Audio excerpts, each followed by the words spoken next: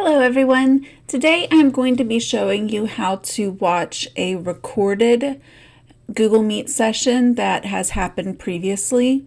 So if you miss a live Google Meet session or a live stream session, then your teacher can post it onto their Google Classroom for you to watch at a later time.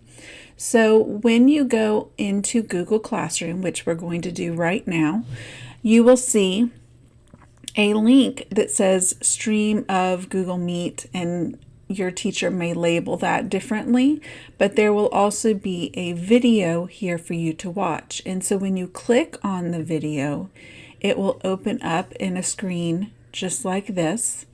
And you will want to pay attention to down in the center of the screen, there will be a play button.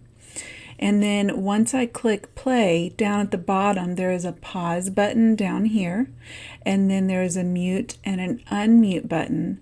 Then there is a volume control right here.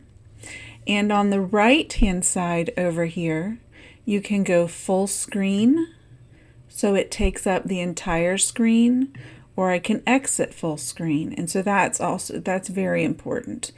Okay. Now, when I'm done watching, at the top up here, I can press the X and I can close that tab, and it takes me back to my class. Okay, so I hope this has been helpful for you.